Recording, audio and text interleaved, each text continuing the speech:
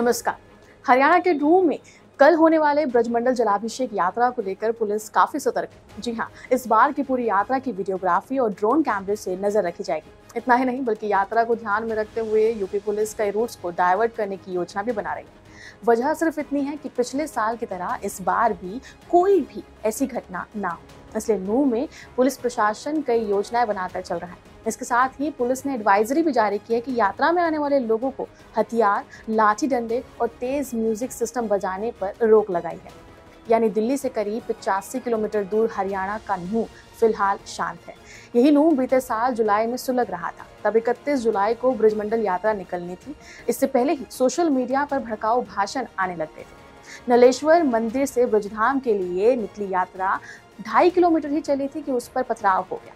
हिंसा, आगजनी और हमले की घटनाएं एक सप्ताह तक चली थी और गुड़गांव के एक मौलवी समेत 7 लोगों की मौत हो गई थी। दरअसल नूंह का ये मंदिर 3 तरफ से पहाड़ों से घिरा है। पिछले साल की हिंसा के दौरान मंदिर के बाहर मौजूद श्रद्धालुओं पर पहाड़ों से फायरिंग की गई थी। मंदिर के पुजारी और मौके पर मौजूद पुलिस वालों ने भी इस बात की पुष्टि की थी।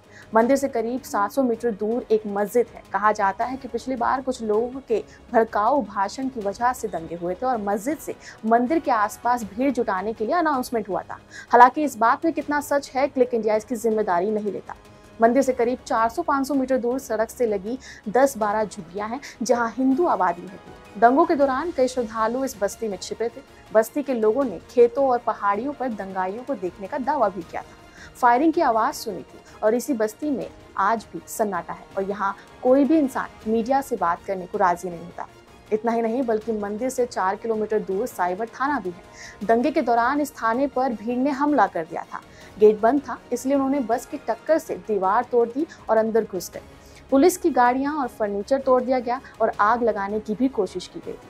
आपको बता दें कि यह यात्रा नूंह के नल्लड़ मंदिर से शुरू होकर फिरोजपुर झिरका के झीर मंदिर तक जाएगी और सिंगार में समाप्त। पूरे रास्ते पर पुलिस की भारी तैनाती रहेगी। नूंह के डिप्टी कमिश्नर धीरेन्द्र खडकटा ने बताया कि इस बार 3 ड्रोन तैनात किए गए हैं और यात्रा के दिन करीब 1600 पुलिस अधिकारी तैनात किए जाएंगे और इमरजेंसी के लिए रैपिड एक्शन फोर्स और इंडियन रिजर्व बटालियन की एक कंपनी भी तैनात की जाएगी। उस समय एक और स्पॉट पर श्रद्धालुओं पर हमला हुआ था, जहां नल्लड़ मंदिर से निकले श्रद्धालु फिरोजपुर झिरका के शिव मंदिर की ओर बढ़ रहे थे। यात्रा तिरंगा चौक पर पहुंची थी कि तभी भीड़ ने हमला कर दिया। यात्रा में शामिल लोग वापस मंदिर की तरफ भागे।